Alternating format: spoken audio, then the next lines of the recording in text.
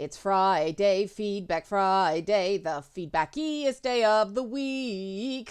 It's Feedback Friday, and it's been an eventful week, to say the least. I'm gonna start on the media blaming media for violence video, but then I'm gonna it'll probably loop back around into the male victims thing because the media did this weird inception thing on me this week. And so I'm going to talk about that.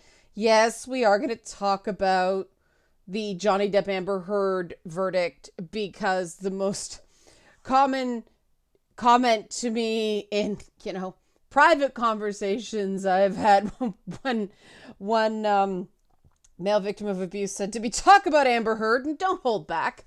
I'll have to hold back somewhat because of YouTube rules. But I don't know how this video is going to go. We're going to find out. Monday's video was limited ads on YouTube. That was the video talking about why it's so hard to talk about the abuse of men. And YouTube limited added it. So that's part of the reason it's so hard to talk about it. Help support this channel. Become a monthly patron. Patreon.com/LeannaK. Or buy a one-time Leanna Care session for someone who can use it but can't afford it. Coffee.com/LeannaK. Okay, so the media and video games and media blaming media, and oh man, there's it's been really interesting to have an international client base during everything that's going on right now, because I've been able to ask people from different parts of the world, what their media is focusing on and how their media has covered certain things. Because, here in Canada, we get access to a lot of American media. The videos may be geofenced, but we can access the websites. In various parts of Europe, other parts like that, it's a little harder to come by, or a lot harder to come by. And they'd heard about Uvalde, and they'd heard about the supermarket shooting in Buffalo, but some of the other stuff that's been going on, they hadn't heard about. And so some of this stuff is kind of flooding the news of late. People are getting very overwhelmed. Hence, it's not therapy on Thursday night being about overwhelm.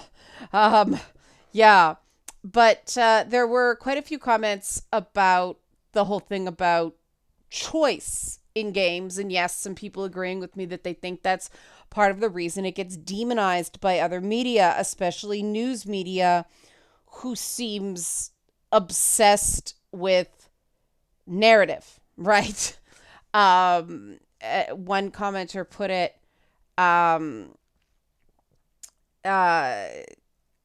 it confused me until I finished my film critique class. In film critique class, everything on screen can be criticized because it is all intentional and on purpose, even the mistakes, because they can be edited out and reshot. But applying that to video games is folly. So when a game gives the player a choice between two extremes, it's hard to tell what the message of the game is and what the developer's politics are and whatnot. Lots of, if it's in the game, then the devs support it logic. And that is my theory, that a lot of the people who take this, if it's in the game, the devs either support it or agree with it, logic comes from people who went either to film school or did some sort of mass communications course, anything involved with the idea of the gaze in cinema.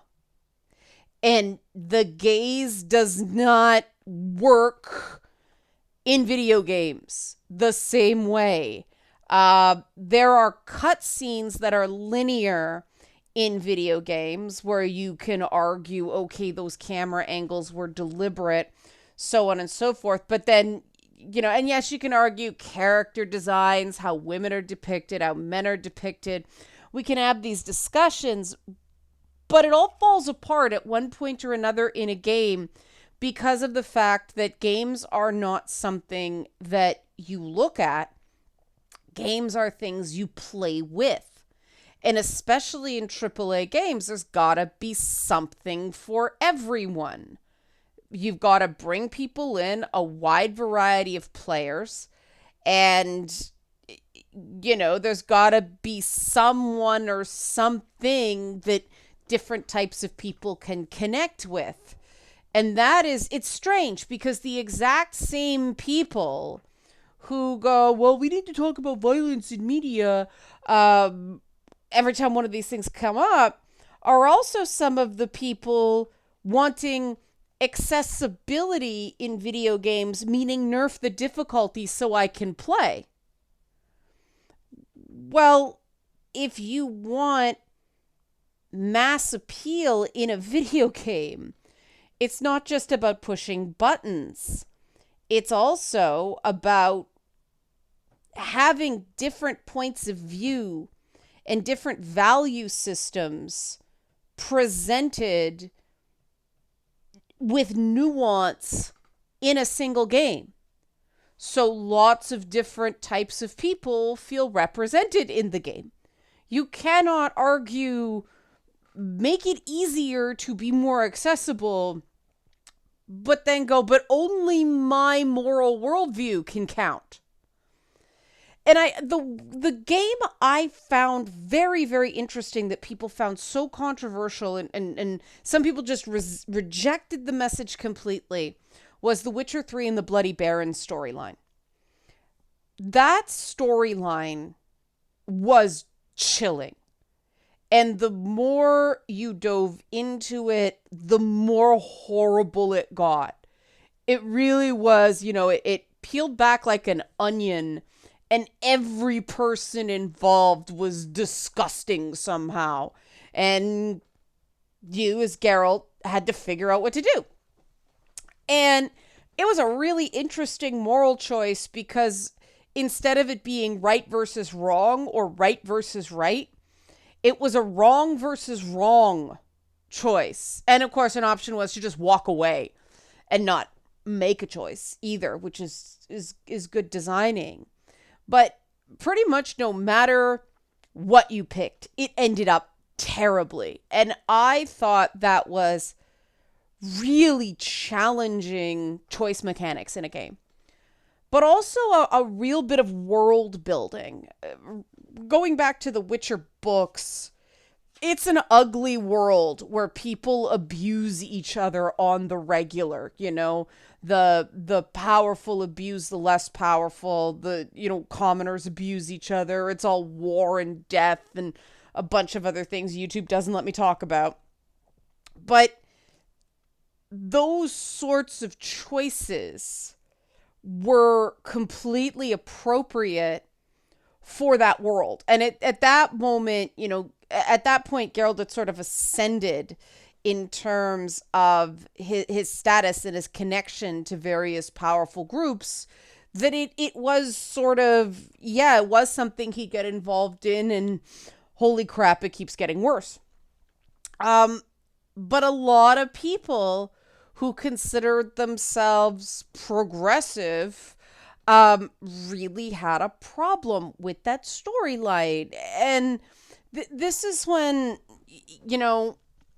you realize that obviously not all traditionalists are cut from the same cloth. Being, essentially traditional in your values doesn't mean you have to be a bigot. Similarly, being essentially progressive in your values does not mean you're not a bigot, right? Or it does not mean that you actually understand what people subjected to the intersection of, some sort of identity-based marginalization and poverty go through. Because, when you are poor, you are subjected to a series of bad choices. And you have to make the bad choice you can live with a lot of the time. And that is something that I think a lot of progressive activists that either, come from money or do very well now, and so they've forgotten what it's like to not have the choices that come with money. You can tell, you can see that privilege, that economic privilege in their viewpoints, because they, one, are just so unforgiving of people who do not see the choices that wealthier people see. But their tactics are also just to shame people, mostly into shutting up, not even into changing their minds, just into shutting up. And that's where, you know, the narrative, the media narratives about this stuff, and, you know, oh yes, it's the entertainment media, wink wink, hint hint, let me do it instead, right? It is an attempt to, I don't know if it's intentional or not, but it certainly comes across like a tactic to silence or minimize dissenting voices. And things have changed a lot in this regard, because I remember back in the 80s, there were a lot of, you know, shock comics, offensive comedians. The one I remember was Andrew Dice Clay. But there were others. I mean, Eddie Murphy had a special called Raw. Was that a movie or a comedy? God, I don't remember. It's been so long ago. But, you know, the idea back then is, if you don't like it, don't look. If you don't like this kind of comedy, don't watch it. Now the idea is that this kind of comedy is so inherently harmful that people are going to take snippets of it and bombard social media with it so people can't avoid it. And, you know, that's the difference between an Eddie Murphy or a Richard Pryor special back in the day and what happened to Dave Chappelle now. Now, to be clear, I don't think that content that Dave Chappelle did was terribly funny. I think it's uninformed. I am not going to watch future specials. I do think that there is moral value to Netflix standing by the choice to run it, because Netflix did not distribute those clips online. People who claimed it was horrible and harmful did. And my thought is, if it's horrible and harmful, why are you spreading it? If it is so painful to encounter what Dave Chappelle or Ricky Gervais say, stop disseminating the pain. That's the difference between back then and now.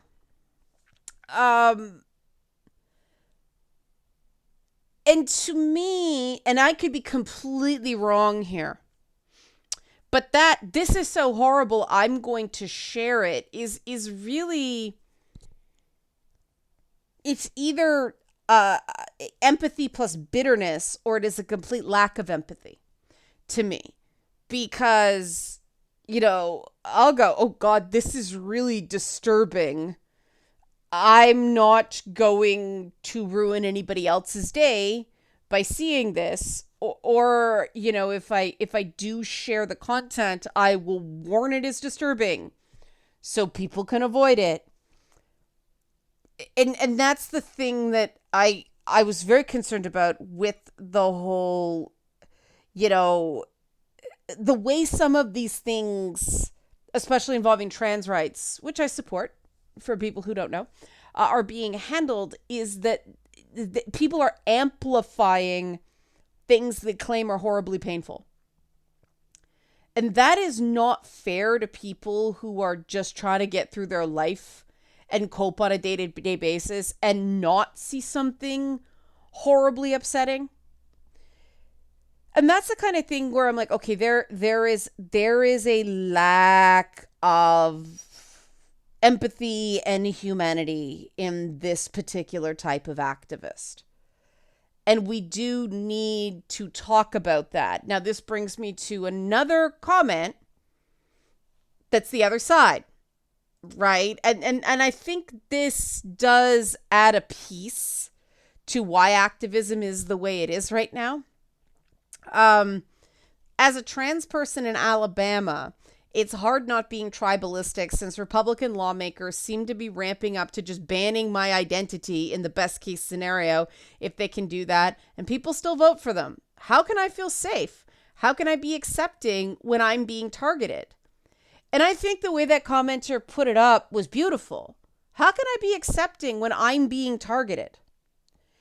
And it's very hard. Trust me, as somebody who has to sit here a lot of the time and have crap flung at them, going, I'm gonna hear this person out. I'm gonna let someone have the floor. I'm gonna let them be heard in the hopes that maybe they will listen to me. Doesn't always work, but it's very hard to be accepting when you're being targeted.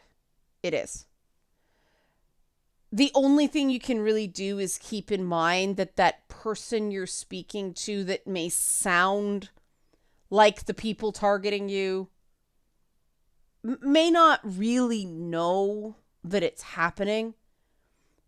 I mean, the example of, Alabama and transgender rights outside of Florida, because Florida got all the attention with the, DeSantis Disney fight. A lot of people didn't know that dozens and dozens of similar bills were passed in various states, everywhere from Kentucky to Alabama to Oklahoma to all these places.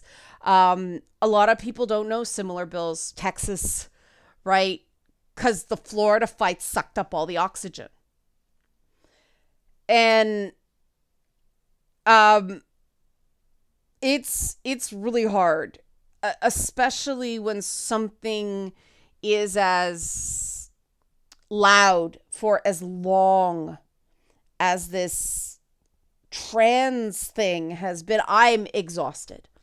I'm exhausted from all the screaming and the yelling and the sensationalism and the so-called data that doesn't actually prove what they claim it proves. There are explanations for the data that aren't just some gender identity ideology. Again, everybody has a gender identity ideology. It's not just science.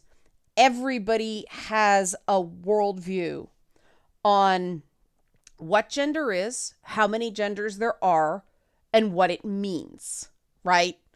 Everybody has an opinion on that.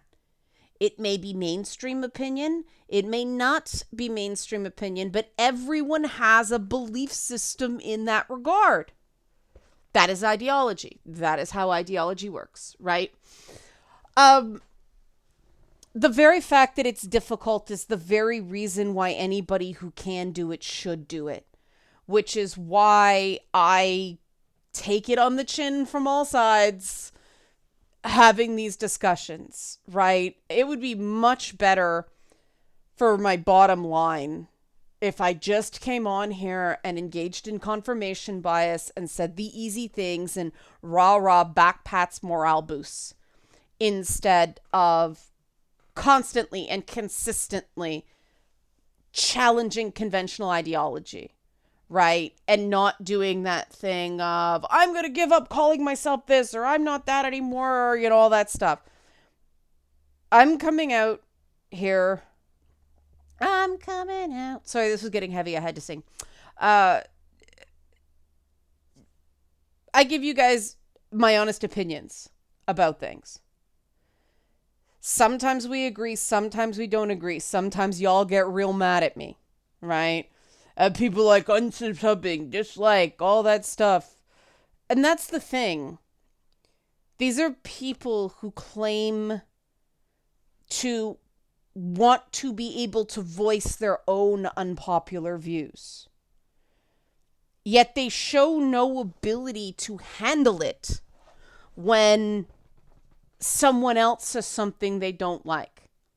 And that has always confounded me, because say what you want about me, I can handle disagreements in ideology.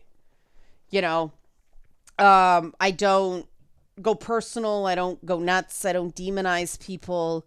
I joke around sometimes, but I can separate, defending the right for certain content to exist that offends and hurts me, because I know there's certain content out there that I really enjoy that is going to offend and in some ways hurt someone else, right? So I want to be consistent and go, let me have what I like so you can have what you like, right? I mean, case in point, that's why I talked about the Bloody Baron storyline in The Witcher 3. Some people found that very, very difficult. I found it amazing. Similarly, I thought The Last of Us 2 was a shitty game, but some people absolutely love it.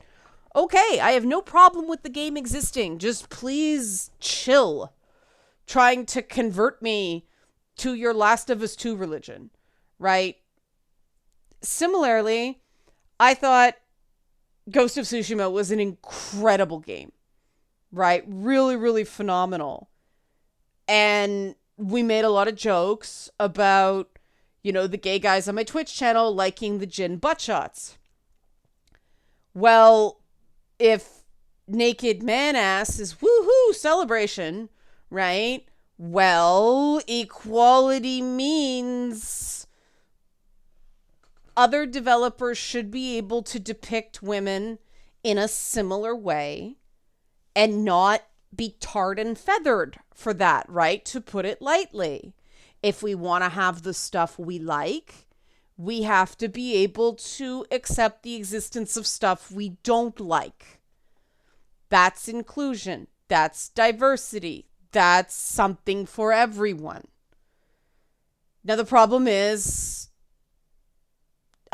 a hyper-partisan environment doesn't contribute to that, doesn't allow something like that to exist, precisely because certain groups are being targeted by certain other groups, and it is really unfair to expect them to give a shit when they feel under siege.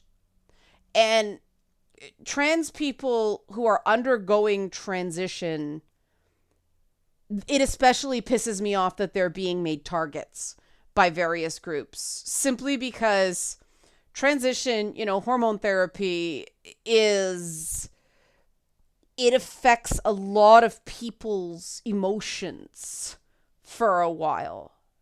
It's totally worth it in the long run for a lot of people, but that adjustment period is difficult.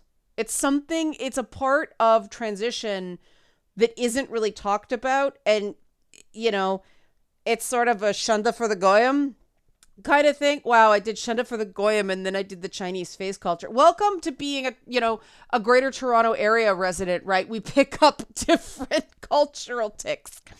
But it's something that's not talked about. But when you have multiple people in your life having gone through that process, it's like, okay, second puberty, here we come in terms of the emotional fluctuations.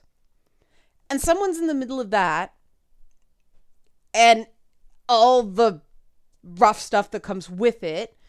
I've heard from people in certain parts of the world where they're actually having shortages of their medication, their hormones right now. So they have all that stress. And now people are coming at them.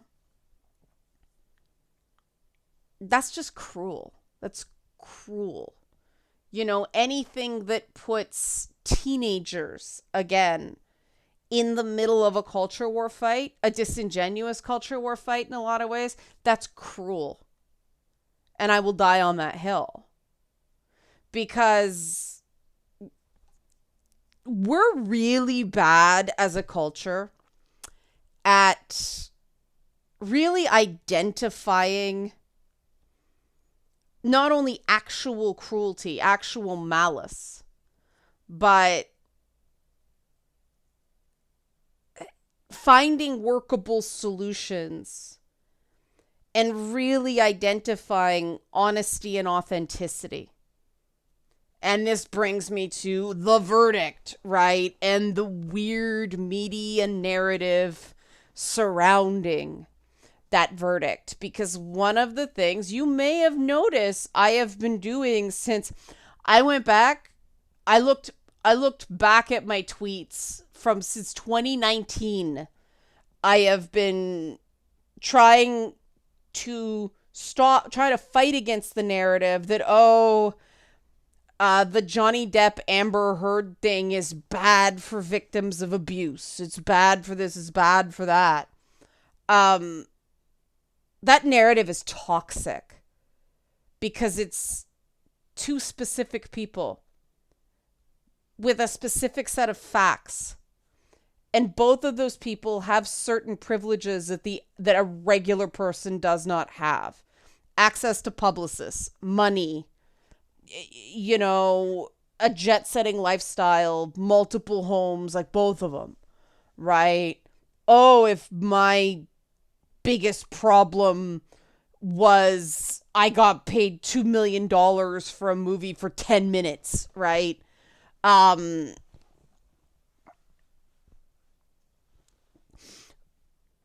average person really can't relate to either Johnny Depp or Amber Heard's lifestyle, right? And so regular people are putting themselves or reflections of themselves into a fight between two actual people with a specific set of facts. But the media also started making it into an Amber Heard must win or else it's a blow to Me Too narrative. And I don't understand that. The media is supposed to have a longer memory than this.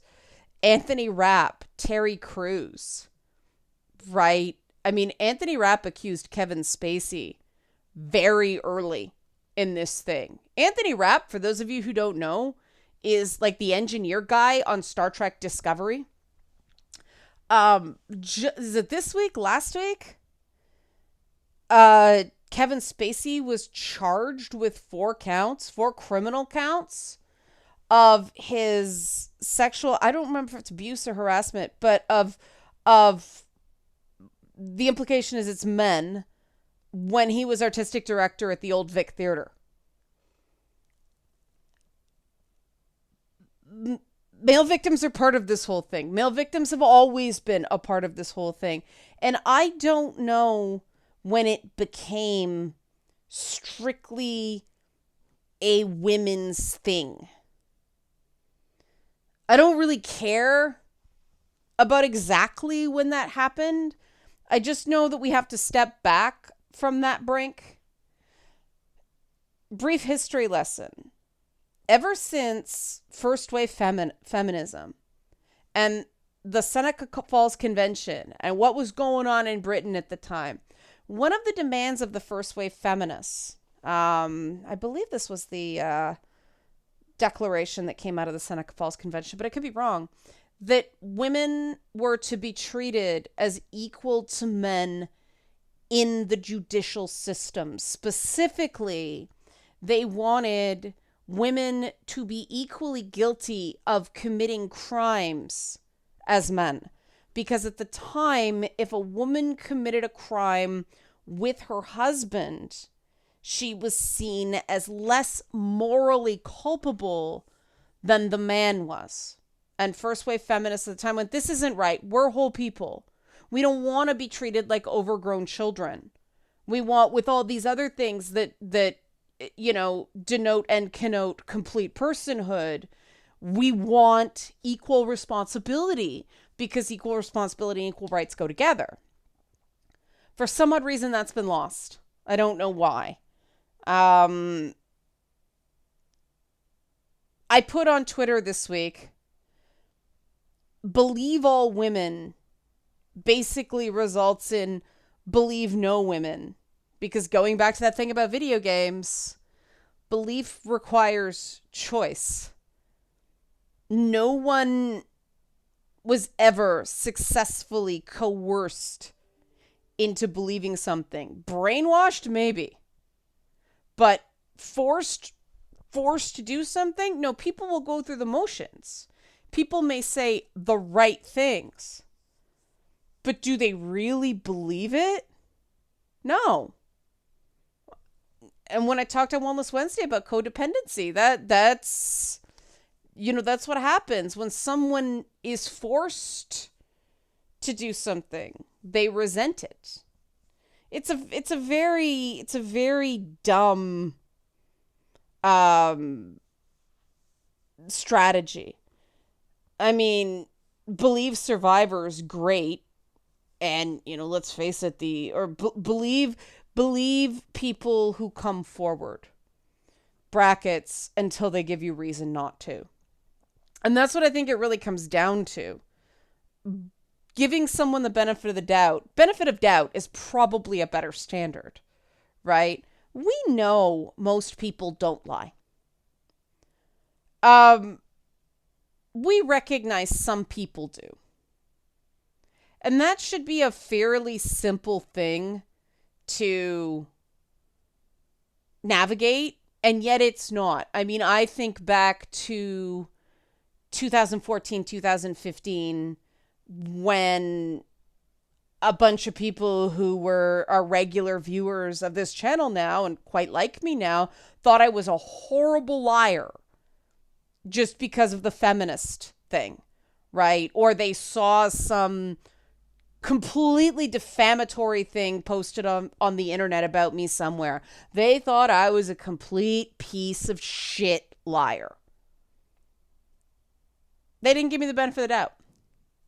Clearly, I don't hold it against them because I understand that there were some pretty powerful people at the time, quite frankly, on both sides of that culture war fight, with a vested interest in making me look bad. And I had to keep my head up, and I had to keep being consistent and rising above it. And eventually people realized, no, I'm not a liar. I'm not those things. Was that hard to go through? Sure. Yeah, it was hard. It broke me some days. I had to put myself back together. The reality is when you step into these lions' dens, it does happen. And the media demanding people have a certain opinion or else doesn't help acceptance, doesn't help tolerance, doesn't help people come down to those battle stances. Why? Because just like that commenter who said they're a trans person in Alabama, how can I feel accepted? How can I be accepting when I'm being targeted? You can find anybody of any identity who has had a similar bad experience and believes they are being targeted. Why do you think, Republicans are going after, critical race theory in schools? It's because they want to create a narrative that white people, especially white men, are being targeted. And so everybody feels targeted. And nobody can put themselves in a place of acceptance. Now, I'm not insisting that what trans people are going through and that are the same. It's the feeling. It's the narrative that I'm talking about. And while some of us may agree that those things are in no way comparable to a person who is grown up white, working, poor, they think it is. So how can they be accepting? And that's what political polarization does, which is why I'm going to continue to push back against media that is partisan, polarizing narrative first, facts and nuance second. Because this is too important to just go not my fight. Right? I hope that makes sense. Help support this channel. Become a monthly patron, patreon.com/Leanna K, or buy a one-time Leanna Care session for someone who can use but can't afford it. Coffee.com/Leanna K. Thanks for watching and have a great weekend.